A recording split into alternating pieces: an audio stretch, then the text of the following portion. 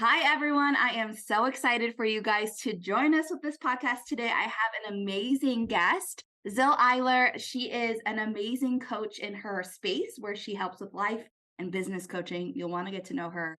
But today, Zil, I'm so happy you're here. Thank you so much for joining us. Oh my goodness, my pleasure. I love the opportunity to be here to share with our communities what we do and to help, all of these mompreneurs to grow and make money. Yes, make money, make money. I always say putting more money in women's hands is like the most empowering thing we can do as business owners. So it just like opens my heart so much that we get to connect and do that for those of you who want to be business owners, those of you who are business owners. Obviously, we have all stages of business owners who are listening to us right now. And I'm really excited to kind of dive in. So, Zil, tell us a little bit about yourself, how you got started in your business. Yeah, so my story, I think, starts when I was 5 year old. Mhm. Seriously, I grew up in an entrepreneur family. My parents always had businesses, and I have this memory. I don't have that many memories of me being a child, but this one memory I do have. I was about 5 or 6, and I was in my dad's store, and this lady walks in, actually two ladies, and I approached them to sell shoes, right? We had shoes and purses, leather goods, beautiful, beautiful things that we sold.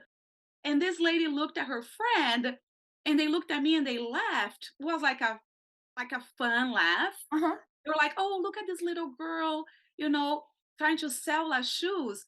And I was surprised because I wasn't a little girl in my mind. I was a Mhm. salesperson already and I was Yeah. working and doing business, right? I was a businesswoman already.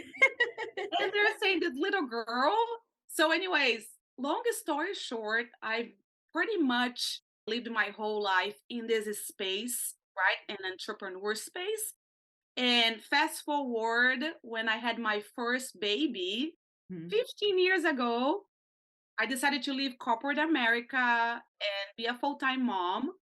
And as I was a full time mom, doing what I thought was finally my biggest accomplishment in life, which really was, Mhm. something was missing. So that led me into okay, right? Maybe I'll start a business again. Yes.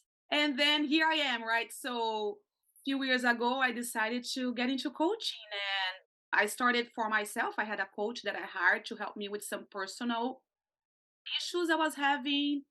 And and then from that, I was like, gosh, this thing works. Coaching works. Yeah. I think I'm gonna be a coach. So it was organically that I got into the coaching space,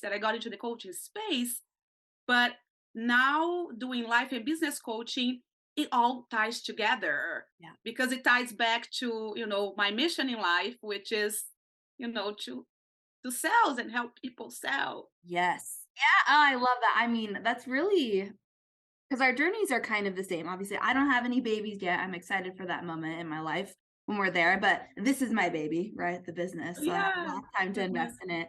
But I love being able to hear women's stories about kind of that like transitional moment. I hear this a lot from moms too, right? Having the time, giving it to their babies, being able to be there, right? At all the time. But then also remembering is important for us to feel fulfilled always in here too, right? So like what's that more calling? And it's really empowering to see that because you always see kids of mompreneurs, right? Of life coaches, business coaches, service providers. And they're like, I want to be like my mom, right? Like she's been able to be here in my life through all of the things, but then also create this amazing empire.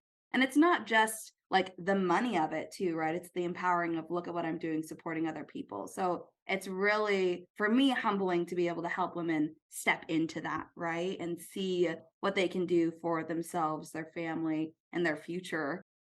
And with that, obviously this podcast is all about mastering making money with your marketing. But what have you seen some of your clients really struggle with when it comes to like growing their businesses and or finding the value with marketing too? Yes, I love this question. And I want the coaches, who are here now listening to this, listen up. What happens, what I see Nicole over and over and over, especially with the mompreneurs, they become coaches, they master the art of coaching. They're really good at coaching. Mhm. and they think because they're good at in their crafts Yes. that their business is going to explode and, you know,